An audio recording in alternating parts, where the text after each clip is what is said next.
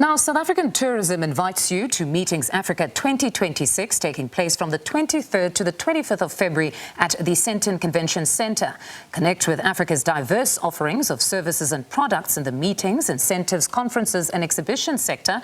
Don't miss it. Meetings Africa 2026, proudly brought to you by South African Tourism, 20 years of connecting Africa to the world. Now, on that note, we cross to my colleague Mpho Sithole, who's at Meetings Africa in Sandton for us this afternoon. A very good afternoon to you, Mpho. We understand there is a diverse offering there at the Sandton Convention Centre at the start of Meetings Africa. Talk to us about this. Absolutely. A very good afternoon to you, Mfundo. It is a lot of movement and activity here at the Sandton Convention Centre because day one of Meetings Africa essentially sets the tone for Africa's premier event where industry leaders, government officials, SMMEs, business people are gathered under one roof. They come from across the continent, hoping, of course, to take advantage of the collaboration to Africa's gateway. But I am not alone as we expand on the conversation and bring you some insight on some of the expectations here. I am joined by Johannesburg Tourism Company's Rendani Korombi. A very good afternoon to you. Thank you for joining us. Afternoon, Mpho. Thank you. We know that the tourism sector is a key driver when it comes to the country's economic growth, job creation, and as all these people gather under one roof, as an entity, together with Tourism South Africa, what tangible, practical results are you expecting as these people come together, hoping to get some sort of opportunity? Indeed, Mpho, I think the whole point is to get some opportunity from an economic impact point of view. If I were to give an example with regards to the same event, Meetings Africa, that we hosted last year in Johannesburg, we had an economic impact of about 62 million. And through this kind of partnership or events, we're able to boost the economy of the country. I'll just give an example. Last financial year, which is 24-25 financial for the city of Johannesburg, we have achieved an economic impact of 262 million generated through business events that are hosted within the city of Johannesburg. So these kind of events, we are able to achieve them, get them awarded for the city through the conversation that I had behind the scene in the convention center. We know that a certain alignment of the tourism sector and inclusive growth, I mean, you can't separate the two because they form an important groundwork when it comes to aligning the two elements. We know there are business leaders here, there are government representatives from across the continent. When it comes to tangible outcomes and what kind of opportunities and dealings are taking place behind closed doors, what do you know about that? So here, the main purpose is about the MICE, which stands for Meetings, Incentives, Conferences and Exhibitions.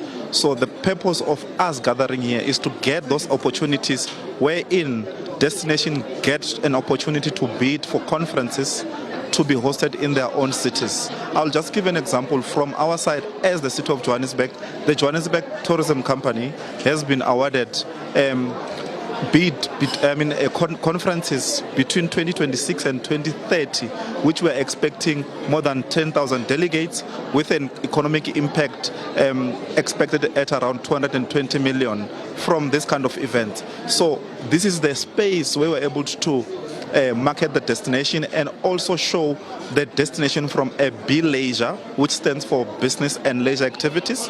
So once people are done with the conferencing aspect, we also have to package the tourism experiences outside the actual convention center, so that when the delegates are here, they're not only here to discuss business, but they're also here to experience the other offerings outside of the city, and also as an ecosystem to include other stakeholders such as your small businesses or SMMEs that we give a platform to be part of this event of this nature. I'll just give a quick example with regards to this kind of opportunities. We've got SMMEs at the Sustainability Village that we have given a platform as Johannesburg Tourism Company for them to be able to showcase their crafts, their arts for the international buyers, with the ultimate goal for them to be able to export some of these products that they're selling from Johannesburg. And I think lastly, we also have partnership with professional conference organizers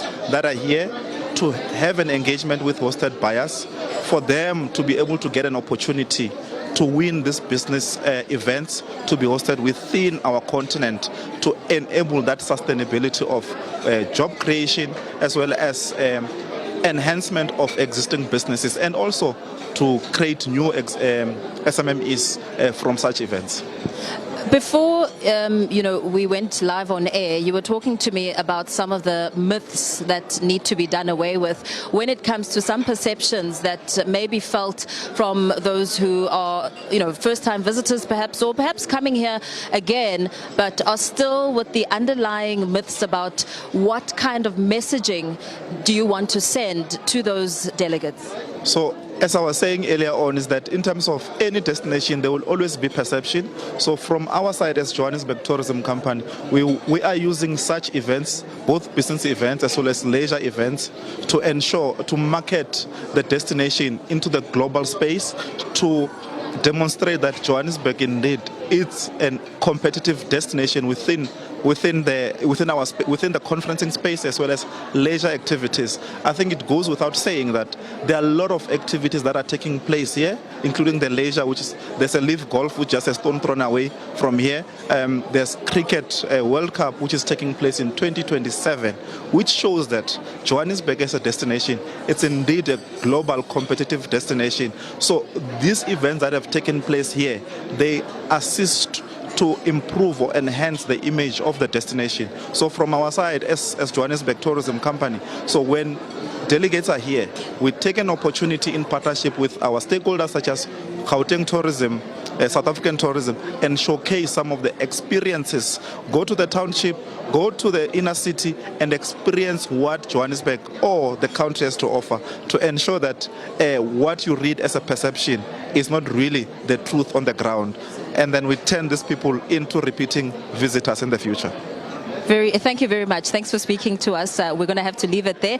But that, of course, was Johannesburg Tourism Company's Randani Korombi, essentially saying that South Africa is open for business. Those perceptions that I heard about Johannesburg, they're changing the narrative, really informing the delegates that this is a place where business leaders, government representatives can all come under one roof, and SMMEs to take advantage and collaborate when it comes to opportunities. It's back to you, Mfundo. All right, very well. Thank you very much, Mpho. Indeed, South Africa is open for business. My colleague there, Mpho Sithole, out at the Sandton Convention Centre for Meetings Africa 2026.